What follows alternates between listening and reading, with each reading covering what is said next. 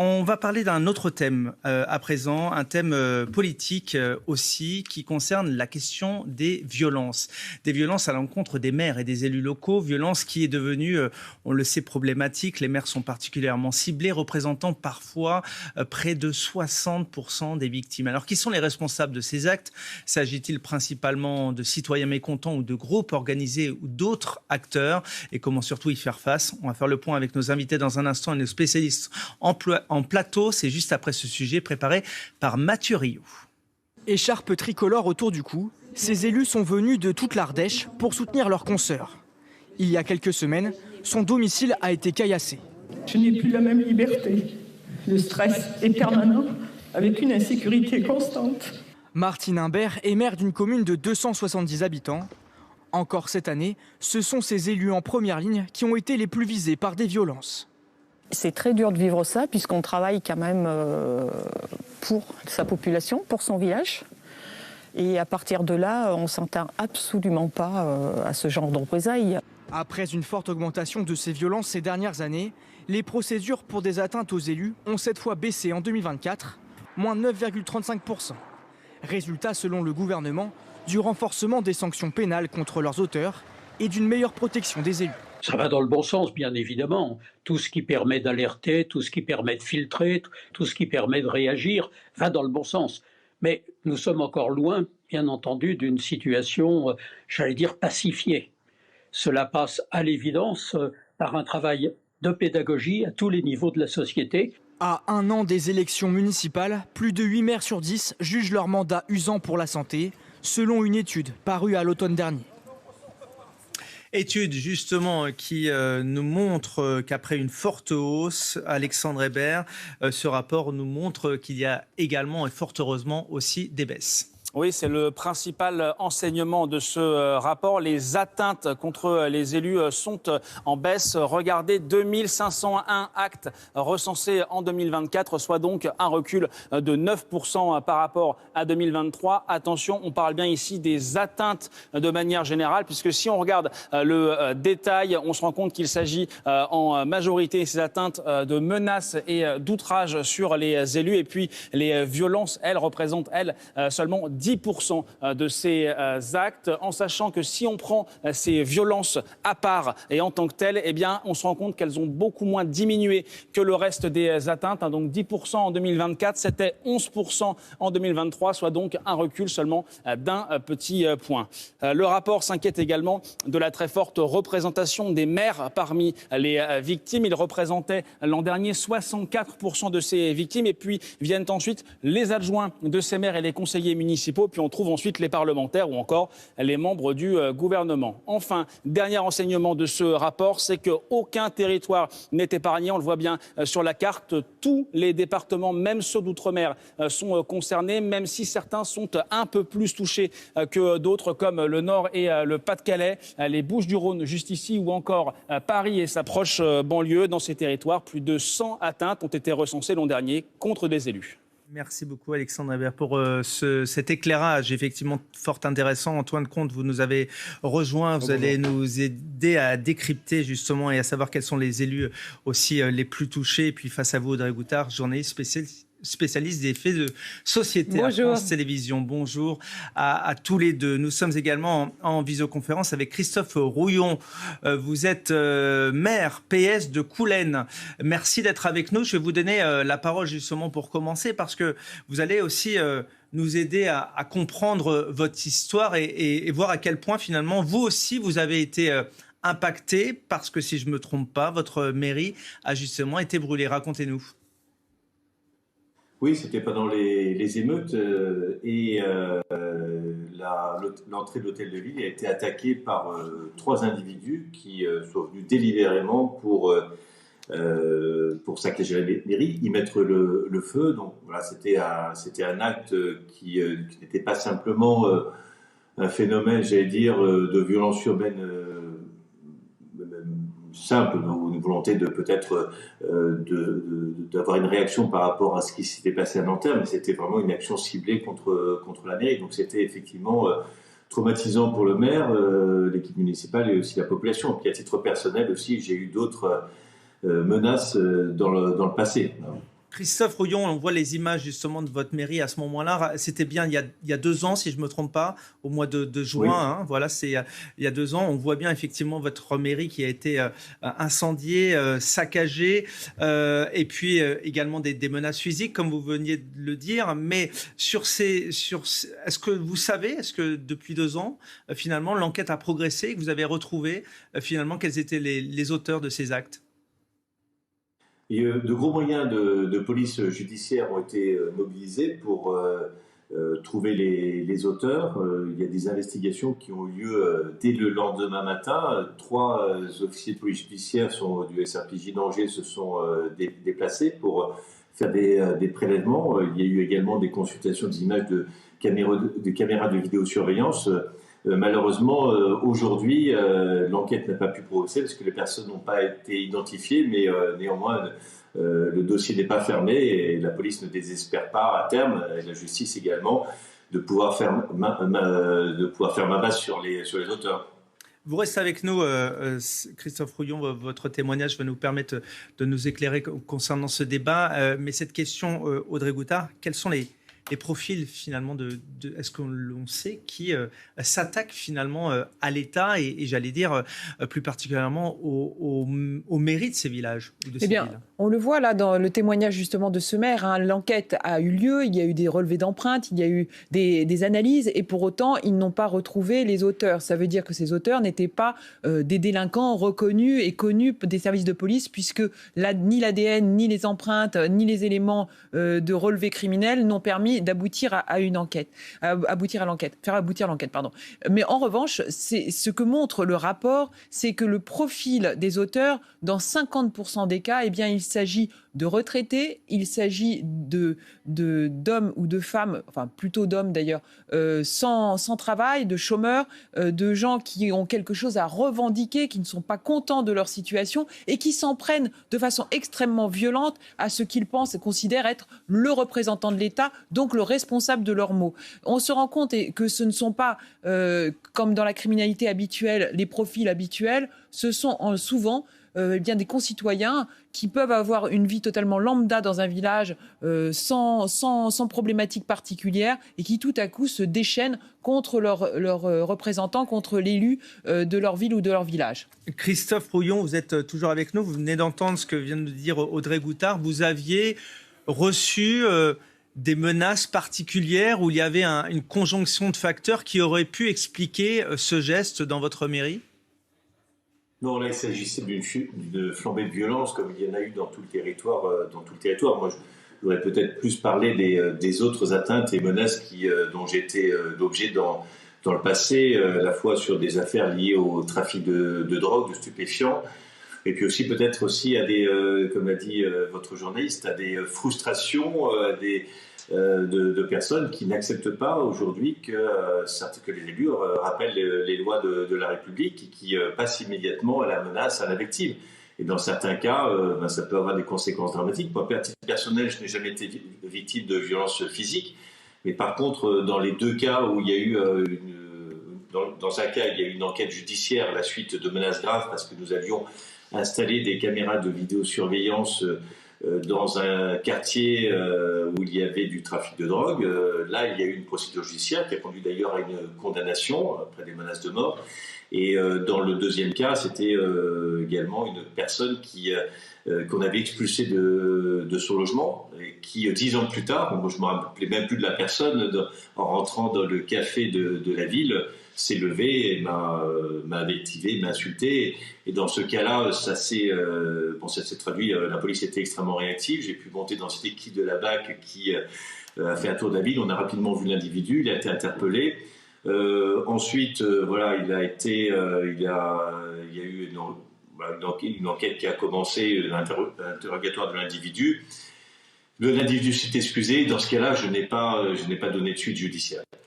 Antoine Comte, on le voit bien, il y a un sentiment de la menace qui est diffus et ça dépend effectivement des endroits. Mais comment a-t-il évolué ces dernières années chez les élus, sachant que certains hommes politiques parlent ou n'ont pas peur de parler d'ensauvagement de la société? Je mets tout cela bien évidemment entre guillemets. Oui, d'ensauvagement notamment, c'est un lexique utilisé par l'extrême droite et une partie de la droite aujourd'hui. Dont Bruno Retailleau. Laurent Wauquiez et d'autres. Éric Ciotti aussi. Oui, les violences, notamment physiques, contre les élus sont en augmentation d'année en année. Là, il y a une baisse d'1% entre 2023 et 2024, mais globalement, vous avez les violences psychologiques, vous avez les violences physiques, vous avez les atteintes aux biens et notamment, par exemple, des incendies de mairie, des dégradations, mais les violences physiques sont vraiment en augmentation et c'est ce que dénoncent aujourd'hui les élus, d'ailleurs, toutes strates politiques confondues, que ce soit les maires, que ce soit les députés, les parlementaires, les sénateurs ou même certains ministres qui peuvent être menacés ou au moins invectivés verbalement assez souvent lors de manifestations publiques. L'État essaye aujourd'hui de mettre en place des choses pour justement venir au secours de ces élus qui sont menacés, d'où la présentation à 16h30 cet après-midi de ce rapport du ministère de l'Intérieur présenté par François-Noël Buffet, qui est ministre délégué auprès du ministre de l'Intérieur. Et dans ce rapport, vous lisez quand même pas mal de propositions, notamment un soutien psychologique avec un guichet unique, un numéro qui est mis en place par l'État. Donc les élus sont invités à contacter très vite ce numéro lorsqu'ils se sentent menacés. Et puis une forme de maillage, nous dit-on, du côté de Beauvau, entre les ministères de la Justice pour une justice de proximité, ministère de l'Intérieur et bien sûr les préfectures qui gèrent localement tous ces problèmes. On nous parle de justice de proximité, de politique pénale volontariste et d'action des préfets. Audrey Goutard. Ce qui est assez surprenant lorsqu'on regarde la carte des agressions, etc., c'est qu'on se rend compte qu'il n'y a pas de territoire qui soit épargné par ces agressions et par ce sentiment des maires, que ce soit le petit village ou la grande ville, ce sentiment d'être victime. En fait, il y a évidemment les violences extrêmes dont a témoigné ce maire, mais il y a aussi ce que 70% des maires considèrent comme des impolitesses dans le cadre de leurs fonctions, des injures, des petites agressions du quotidien qui sont également beaucoup plus nombreuses et qui renforcent ce sentiment d'insécurité pour les édiles. Donc c'est aussi face à ce phénomène-là qui est un phénomène de violence verbale, de violence sur les réseaux sociaux qu'essaye d'endiguer le gouvernement avec des solutions. Je vous rappelle qu'il y a eu une loi en 2024, justement, où on a considéré que toutes les agressions à l'encontre des maires devaient être prises en compte, comme le sont les agressions à l'encontre de policiers, de pompiers, de représentants des forces publiques. Donc on a renforcé la loi. Et puis il y a eu ce renfort aussi de la loi sur les réseaux sociaux parce que effectivement les maires aujourd'hui sont invectivés et c'est une violence verbale évidente et menacée parfois via les réseaux sociaux. Antoine Comte. Et ce que nous disent, et Audrey a raison de rappeler tout ça, mais ce que nous disent aujourd'hui les élus sur le terrain, c'est que c'est insuffisant malheureusement. Et quand vous regardez un sondage du Cevipof pour Sciences Po qui est sorti là en mars dernier, 42% des maires veulent se représenter au municipal de 2026, mais 28% d'entre eux veulent renoncer. Vous imaginez près de 30% des maires élus donc aux dernières municipales qui ne veulent pas repartir, briguer un second mandat ou un troisième mandat lors de ces élections de 2026. Ce sondage, il est assez édifiant. C'est intéressant ce que vous nous dites parce qu'on va poser la question justement à Christophe Rouillon qui est toujours avec nous. Vous êtes maire de Coulennes, on l'a vu dans la Sarthe. On a vu également les images de votre mairie qui avait été brûlée. Comment endiguer ce phénomène et justement, est-ce que à la veille de ces élections municipales, est-ce que le gros problème, ça va pas être justement de susciter des vocations et vous-même, est-ce que finalement cet épisode-là, ça vous a pas un petit peu échaudé, voire même refroidi pour vous représenter à un moment ou à un autre? Ce sont des moments difficiles quand même, à la fois pour le maire et pour sa famille. C'est des moments qu'il faut surmonter. Et le fait que la justice, la police soit à nos côtés est très important. Et je voudrais dire aussi par rapport à ce qui était dit par votre consort tout à l'heure, moi je ne crois pas dans le sauvagement global de la société. C'est-à-dire que quand même, ce sont des phénomènes marginaux et on a quand même l'ensemble de la population qui est à côté des maires et qui est très choquée. Et heureusement, fort heureusement, les maires peuvent continuer à se déplacer dans leur commune et être proches de leurs citoyens. Donc ce sont des phénomènes, à mon sens, qui doivent être canalisés. Aujourd'hui, il faut quand même rappeler que la personne d'un élu doit être sacrée. L'écharpe de la République que j'ai avec moi doit être une protection. Il doit y avoir une espèce de bulle de protection. Et ça, aujourd'hui, malheureusement, c'est cette espèce de fil de soie démocratique qui a tendance un petit peu à se distendre. Et il faut rappeler que c'est une chance d'avoir des élus qui aujourd'hui se dédient à la République et qu'il faut les protéger. Et moi je voudrais dire peut-être aussi, il faut quand même aussi que les élus, et moi j'en fais partie, on soit capable de faire une distinction entre ce qui constitue des menaces graves, des atteintes qui méritent d'être sanctionnées pénalement, et puis aussi de ce qui correspond un peu peut-être à des réactions épidermiques. Moi, une fois, dans l'hôtel de ville, quelqu'un n'avait pas pu avoir une satisfaction sur un papier d'identité parce qu'il ne pouvait pas l'avoir. Il m'a traité de connard, je veux dire, entre guillemets. Peut-être qu'il avait raison d'une certaine façon. Je ne suis pas allé voir le procureur de la République parce qu'il m'avait insulté. Il s'en est excusé. Il a dit que sa pensée était allée au-delà de sa parole, était allée au-delà de sa pensée. Je pense qu'il faut être capable de faire le tri entre les choses. Dire ce qui relève, parce qu'on est des personnages publics, on est exposé, donc il faut accepter aussi parfois d'être un peu, je veux dire, peut-être un peu secoué verbalement, et ce qui relève des menaces, des agressions, et ce qui est là totalement inacceptable et qui doit faire l'objet de sanctions. Donc voilà, l'élu, c'est quelqu'un de fragile. Dernière petite question. La République doit le défendre. Dernière petite question suite aux émeutes de juillet 2023, dont on voit effectivement que votre mairie avait été incendiée. On se souvient, si je ne me trompe pas, que vous aviez été reçu par Emmanuel Macron également. Est-ce que vous avez le sentiment que, j'allais dire, au sommet de l'État, on prend en compte tout cela? Et puis, est-ce qu'au niveau des mesures, est-ce qu'on ne faudrait pas donner un peu plus de poids finalement à la police municipale aussi pour qu'elle puisse vous défendre? Écoutez, on ne va pas demander à la police municipale de se mettre au service de la protection des maires. Je pense que ce ne serait pas sérieux. Je pense qu'aujourd'hui, il faut qu'il y ait effectivement un dispositif juridique solide, qu'il y ait des véritables sanctions, qu'on donne aussi aux maires les moyens de faire baisser la pression dans les quartiers, faire baisser la pauvreté, faire baisser l'agressivité, mettre en place des actions de prévention. Pour tout ça, c'est tout un dispositif aussi de moyens qui doit être mis au service des municipalités pour agir. Et puis aussi, par exemple, je pense qu'il est nécessaire aussi d'aider les maires à gérer les situations de tension. Nous avons, par exemple, reçu une formation par des policiers du RAID, au commissariat central du Mans, qui nous a appris à faire baisser la tension sur un citoyen qui venait vers nous, qui est dans un état d'excitation. En sachant, par exemple, que pour qu'une personne redescende en tension, il faut 20 minutes. Et donc, c'est tout un travail à la fois de prévention, d'explication, de comportement, de protection de la République et bien entendu aussi, lorsque dans des cas plus graves, il est nécessaire que l'État puisse assurer une protection physique aux élus. Et je pense qu'aujourd'hui, l'enjeu, ça va être véritablement aussi d'aider les maires à lutter contre les phénomènes mafieux et de trafic de drogue. Et là où, effectivement, il y aurait une nécessité que l'État assure la protection des élus. Et puis, je pense aussi, vous avez dit tout à l'heure, les profils sont très variés. Il y a des personnes acariâtres, des personnes repliées sur elles-mêmes, qui pensent qu'ils ont tous les droits et qui sont capables d'actes de violence ou d'agression verbale sur les maires parce qu'ils subissent les frustrations. Accepter la frustration, ça doit être aussi quelque chose qui doit être appris aujourd'hui dans notre pays. Merci beaucoup Christophe Rouillon pour votre témoignage qui me permet de conclure avec tous les deux sur ces élections municipales et j'imagine la sécurité qui va être aussi au cœur de ces élections à un moment ou à un autre comme thème de campagne. Oui, évidemment, la sécurité au sens large, la sécurité des Français. Et effectivement, à partir du moment où on se rend compte, et monsieur le maire avait totalement raison, des phénomènes mafieux qui se mettent en place sur l'ensemble du territoire, y compris sur les petites communes, ça va être un sujet, évidemment.